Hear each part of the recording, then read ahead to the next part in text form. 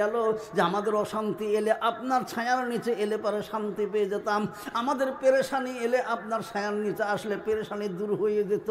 নবী গো আপনি যদি চলে যান তাহলে কার ছায়ার নিচে বসবো, কোথায় যাব?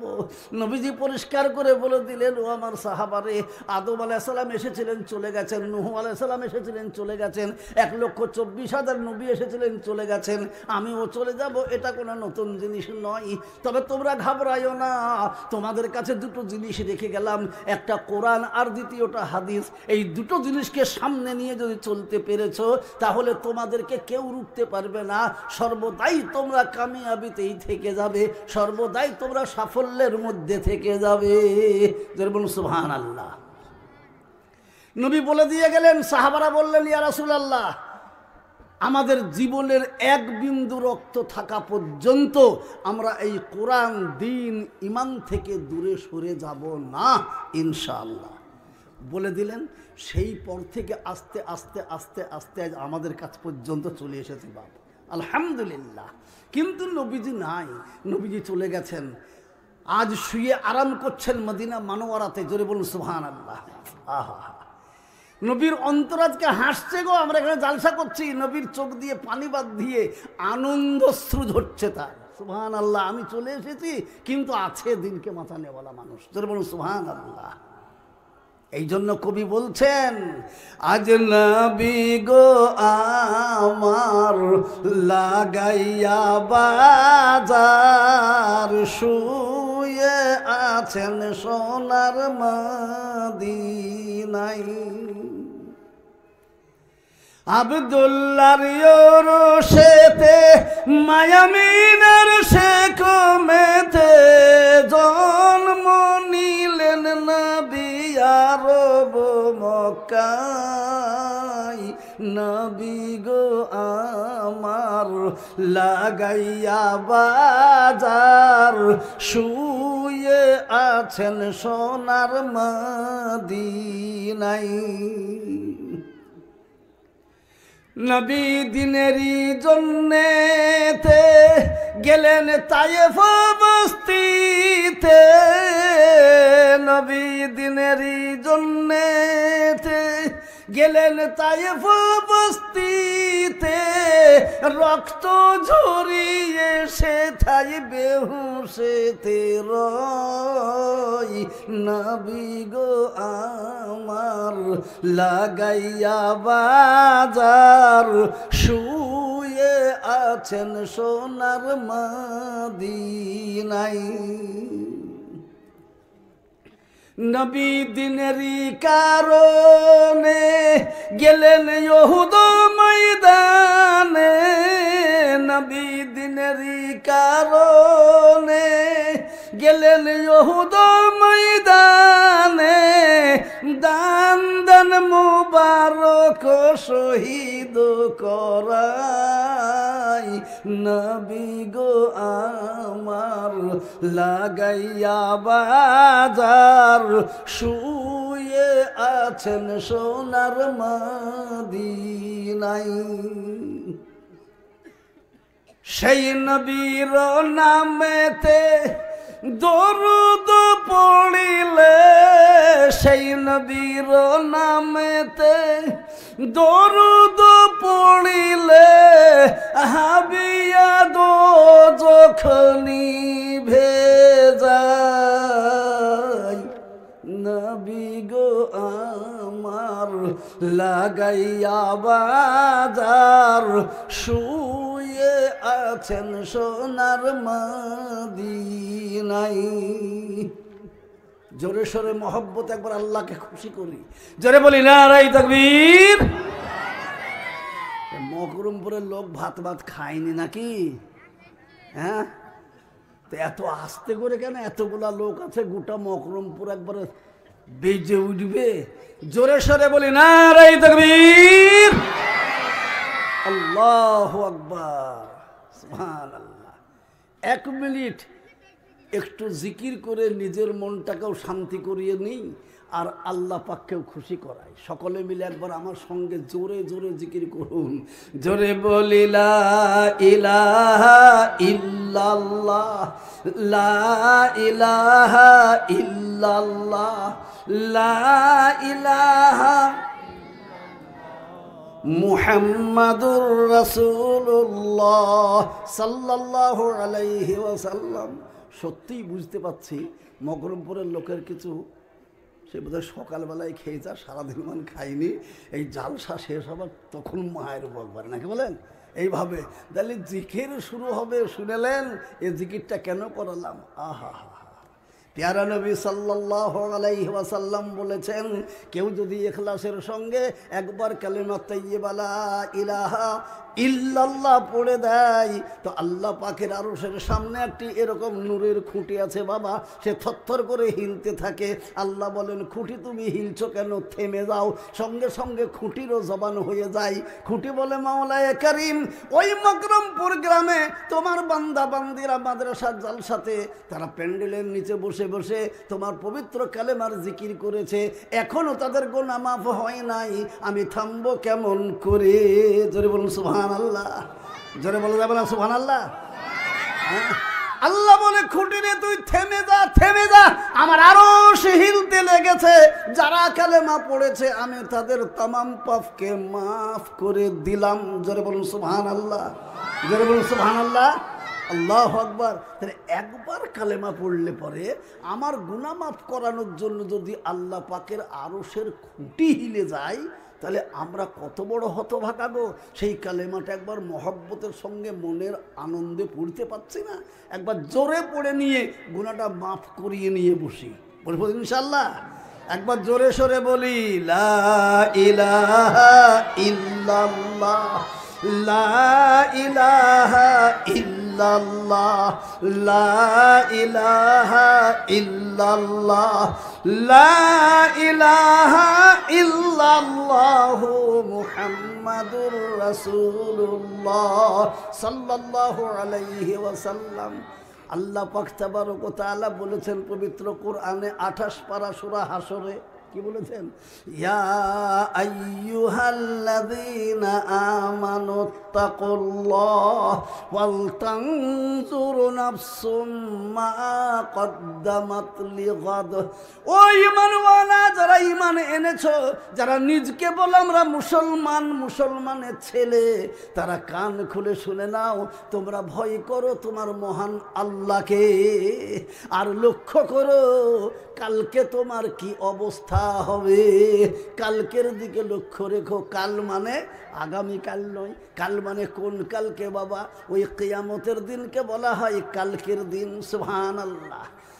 আজ আল্লাহু আকবার আমরা শুনি জনের বাবারে এই আয়াতের তাফসীরের মধ্যে দেখতে পাওয়া যায়, সুবহানাল্লাহ, হাসরের ময়দানে দুটো প্যান্ডেল হবে রে বাবা।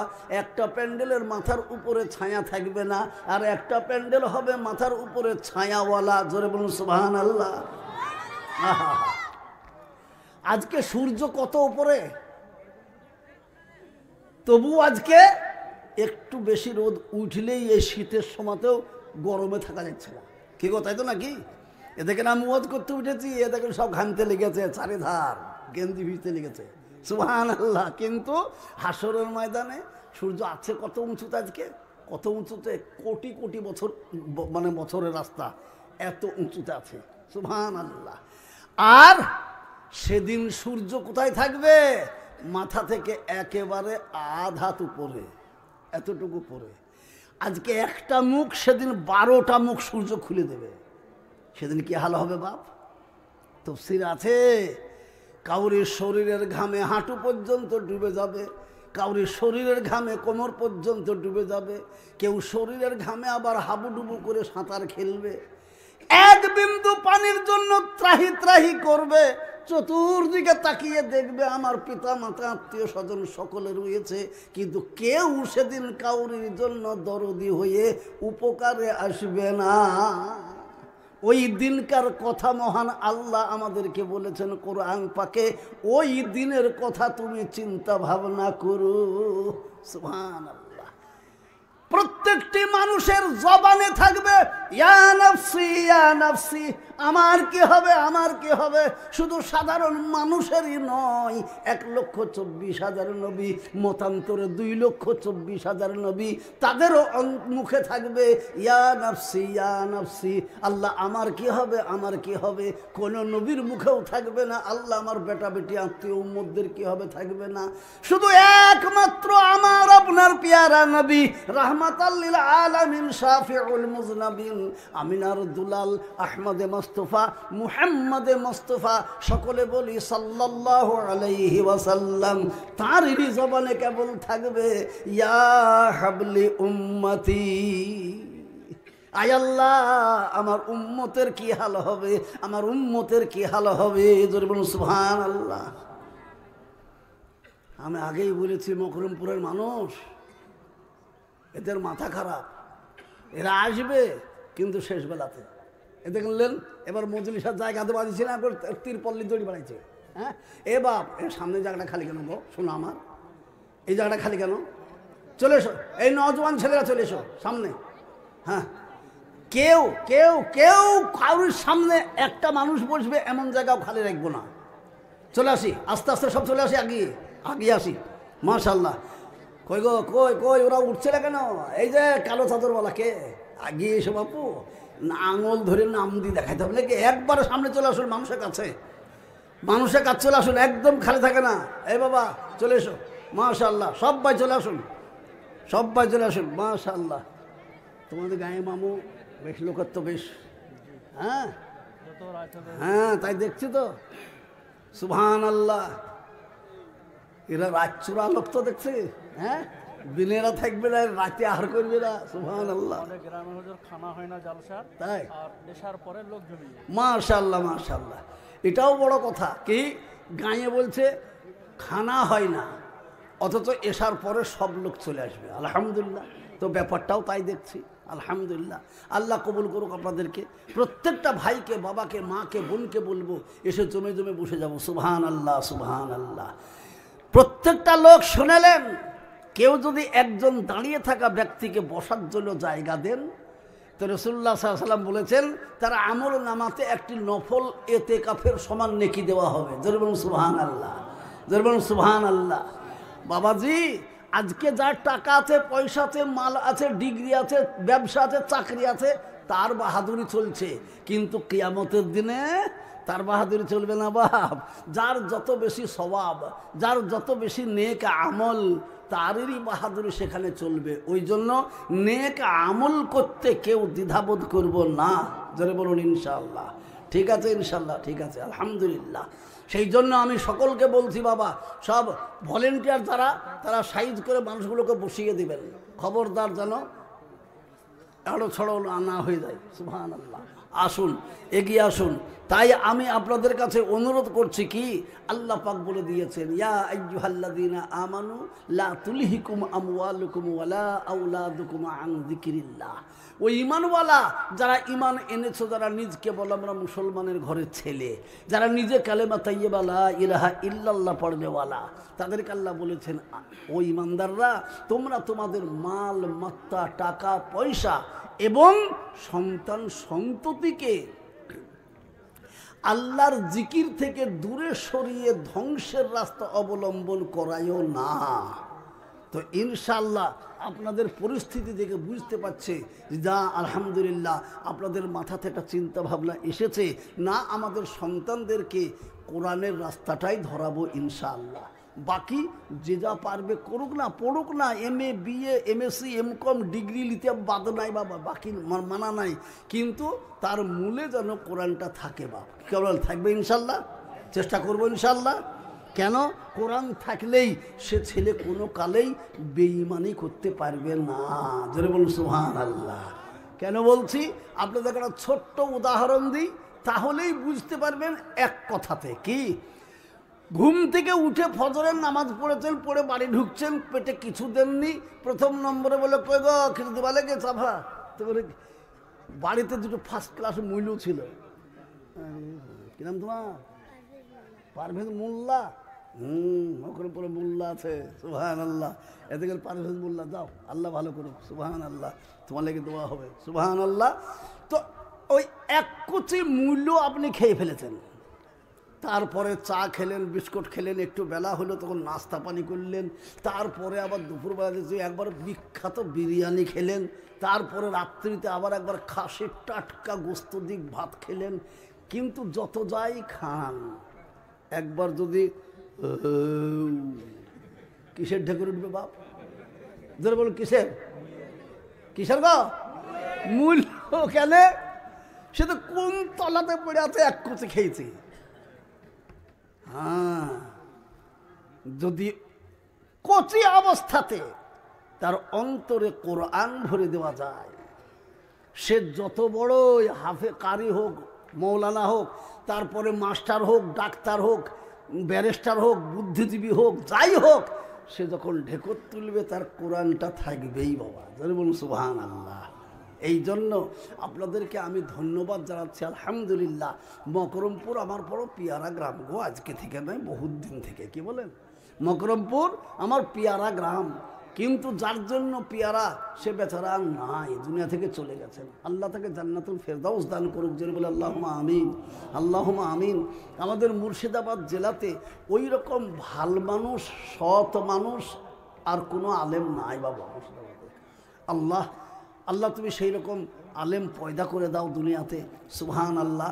ভাইয়েরা আমার, বাবারা আমার, তাই আমি আপনাদেরকে অনুরোধ করব, আসুন, আল্লাহ যখন কোরআনে বলেছে আমাদের সন্তান সন্ততি এবং মালমাত্তাকে কখনোই ধ্বংসের রাস্তা অবলম্বন করাবো না, তো ইনশাআল্লাহ আমরা আমাদের সন্তানকে সৎ রাস্তায় পরিচালিত করব। জোরে বলুন ইনশাআল্লাহ, আরও জোরে বলুন ইনশাআল্লাহ, এবার মহব্বতে বলুন ইনশাআল্লাহ। এইবার হাত উঁচু করে বলতে পারবো ইনশাআল্লাহ, ইনশাআল্লাহ, মাশাআল্লাহ। আল্লাহ হাত কবুল করুক, যেটা বলে আল্লাহ আমিন। মাঝখানে কিছু লোক কিন্তু হাত তোলেনি, আমি দেখতে পাচ্ছি। তারা মনে মনে করছে এই দেখো হাত তোলানো শুরু হয়েছে রে। না না না, তা নয়, তা নয়, হাত তোলানোরও কারণ আছে। আপনারা মসজিদে ফজরের পর প্রায় মসজিদে সূরা ইয়াসিন পড়া হয়, ওই ইয়াসিনের ভেতরে কি বলছেন আল্লাহ? আল্লাহ কিয়ামতের দিনে যখন আমাদেরকে এক জায়গায় করবেন, করার পরে জিজ্ঞাসা করবে, এই বাড়ি কোথায়? তাহলে মকরমপুর। নামাজ পড়েছ? জি হ্যাঁ। রোজা করেছ? জি হ্যাঁ। হজ করেছ? জি হ্যাঁ। যাকাত দিয়েছ? জি হ্যাঁ। হালাল খেয়েছ? জি হ্যাঁ। মা বাপের সেবা করেছ? জি হ্যাঁ। মিথ্যা বলেছ? না বলিনি। আচ্ছা বলুন, সব যে আমি জি হ্যাঁ জি হ্যাঁ করলাম, তো আমি সত্য বললাম কি মিথ্যা বললাম, আল্লাহ বুঝতে পারবে কিনা? জরুরি পারবে কিনা? তখন আল্লাহ বলবে, ওরে ধোকাবাজ, তো দুনিয়াতেও ধোকা দিয়েছিস মানুষকে, চিটারি করেছিস, আবার আমার কাছে এসেও ধোকা আবার চিটারি করছিস। তা আমি এমন আল্লাহ শুনে নে, তোর জবান যখন দিয়েছি, মুখ দিয়েছি কথা বলার জন্য, তো তেমনি আমি মুখকে বন্ধ করে দেব, জবানকে বন্ধ করে দেব, দিয়ে দরকার হলে তোর হাতকে পাকে জিজ্ঞেস করিয়ে নেব। কি আল্লাহ পারবে কিনা? পারবে কিনা? তো কোরআনে ওইটাই বলছে সূরা ইয়াসিনে, কি আল ইয়াউমা নাখতিমু আলা আফওয়াহিহিম ওয়া তুকাল্লিমুনা আইদিহিম ওয়া তাশহাদু আরজুলুহুম বিমা কানু ইয়াকসিবুন। তখনই আল্লাহ বলবে, বান্দারে তোর মুখে আমি তালা মেরে দিলাম, আর মুখ দিয়ে কথা তোর বলা যাবে না। এইবার তোর হাতকে জিজ্ঞেস করব, হাত বলো তোমাকে নিয়ে কোন কাজে ব্যবহার করেছিল? হাত তখন বলবে, আল্লাহ ওই মকরমপুর শিশু মাদ্রাসা হয়েছিল, সেই মাদ্রাসা জালসা হচ্ছিল, আর তখন একারে রিয়াজতুল্লাহ বলেছিল, কারা কারা নিজেদের সন্তানদেরকে এবং নিজেকে সৎ রাস্তায় পরিচালিত করবে, কোরআনের রাস্তাতে চালাবে, তারা একবার হাতকে তোলো। সেদিন এদের আমার এই হাত উঠেছিল। আল্লাহ বলবে, যে হাত আমার কোরআনের জন্য ওঠে, যে হাত সৎ রাস্তায় তোলার জন্য ওঠে, সেই হাতওয়ালা কোনো কালে জাহান্নামে স্পর্শ করবে না। জোরে বলুন সুবহানাল্লাহ, জোরে বলুন সুবহানাল্লাহ। তাহলে হাত উঠানো লাভ হয়েছে না লোকসান? যারা উঠায়নি তারা চালাকের ব্যাপার বললেন না, বুঝলেন না? বহুত মানুষ চালাক থাকে, বড় বড় করছে আমি হাত তুলবো না, মৌলভী সাহেব দেখতেই পাবে না। আরে আমি দেখতে পাই আর না পাই, যিনি দেখার তিনি দেখবেন কিনা? কে কে? মশরিক মাগরিব কিংবা জুনুব শিমালে, কি বলছে? মশরিক মাগরিব কিংবা জুনুব শিমালে, সপ্তম আকাশ কিংবা গভীর পাতালে, পূর্ব থেকে পশ্চিম আর উত্তর থেকে দক্ষিণ, সাতবক আসমানের উপর থেকে সাতবক জমিনের নিচে পর্যন্ত যত কিছু আছে সবের অন্তরের খবর আল্লাহ জানে। বলুন সুবহানাল্লাহ। বলুন তো, ফুদকি জানেন? ফুদকি মশার থেকেও সরু, ফুদকি নজরেই দেখা যায় না। এই 2-3 দিন আগে বাবা ভুল করে আমি খালি গায়ে বাড়ির ভেতরে আমার একটা পাঁচের দিকে ঘেরা একটা বাগান আছে ছোট, সেইখানে ঢুকেছি। তবে দেখতেও পাচ্ছি না, কিন্তু গাছ উঠেছে, ব্যাপারটা কি? তারপর দেখছি বাবারে 2-3 জায়গা ফুলিয়ে গেছে। তার মানে তার নজরে এলো না, কিন্তু আমি যাবার সঙ্গে সঙ্গে গা খালি দেখেছে, বসে দিতে মাল, বুঝলেন না? তা আল্লাহ বলছেন সেই তোর নজরে পড়লো না, সেও কেমন ভাবে হাঁটে চলে, তার আওয়াজ আমার কানে আসে। জোরে বলুন সুবহানাল্লাহ, জোরে বলুন সুবহানাল্লাহ। তাহলে আমরা গোপনেই পাপ করি আর প্রকাশ্যেই পাপ করি, সব কিছু দেখনেওয়ালা আল্লাহ। তাই এরা কিছু লোক চালাক মনে করছে আমি চালাক, হাত তুলব না। আরে আল্লাহ দেখতে পাবে। আর সেদিন যেমন হাতকে জিজ্ঞেস করবে, সেদিন তোমার হাত স্পষ্ট করে বলে দেবে। সবাই হাত তুলেছিল আল্লাহ কোরআনকে বাঁচাবার জন্য, কিন্তু আমার হাত ওঠেনি। সেদিন আমি চালাক সেজেছিলাম। কি বলেন? সেদিন কত লোকসান হবে বলুন তো। সেদিন কিন্তু কান্না করে আর কোনো লাভ হবে না। তার জন্য আর একবার বলছি, এই মকরমপুরে আমরা এই কোরআনের প্রতিষ্ঠান যখন হয়েছে, এর পিছনে আমরা জান প্রাণ দিয়ে মেহনত করে আমরা কোরআনকে বাঁচাবো, আমাদের সন্তানদের অন্তরে কোরআনের বাণী ভরে দেব। জোরে বলুন ইনশাআল্লাহ। একবার এবার জোরে ইনশাআল্লাহ বলে হাত সবাই তুলবো, কেউ বাকি রাখবে না, কেউ বাকি রাখবে না হাত তুলতে। সবাই বলুন ইনশাআল্লাহ। আলহামদুলিল্লাহ। আল্লাহ সব হাতগুলোকে কবুল করুক। জোরে বলে আল্লাহুম্মা আমিন, আল্লাহুম্মা আমিন। একবার আপনাদেরকে জিজ্ঞেস করে নিই বাবাজি, সবাই মিলে একবার বলুন তো উচ্চ আওয়াজে, এখানে আমাদেরকে বসিয়ে রেখেছেন কে? জোরে বলুন কে? আমাদেরকে এখনো পর্যন্ত হায়াত দিয়ে বাঁচিয়ে রেখেছেন কে? আমাদেরকে চলা বলার সব ক্ষমতা দিয়েছেন কে? আমাদের মাতা পিতা মাল মাত্রা সব দিয়েছেন কে? তাহলে সব মাল মাত্রা জীবন যৌবন কার? জোরে বলুন কার জন্য? আল্লাহর জন্য। তাহলে এবার আমি আপনাদেরকে জিজ্ঞেস করি, যখন প্রয়োজন হবে তোমার জীবনের, তো আমি জীবন দিয়ে হলেও আমি কোরআনকে বাঁচাবো ইনশাআল্লাহ। যখন প্রয়োজন হবে মালের, তখন আমি মাল দিয়ে কোরআন বাঁচাবো ইনশাআল্লাহ। যখন দরকার হবে বুদ্ধি বিবেকের, তখন আমরা বুদ্ধি বিবেক দিয়ে আমরা কোরআনকে বাঁচাবো ইনশাআল্লাহ। সর্বদাই আমাদের লক্ষ্য যেন একটাই থাকে, যে আমাদের দ্বারাতে আল্লাহ পাক কোরআনকে বাঁচিয়ে নেক। জোরে বলুন আল্লাহুম্মা আমিন, জোরে বলে আল্লাহুম্মা আমিন।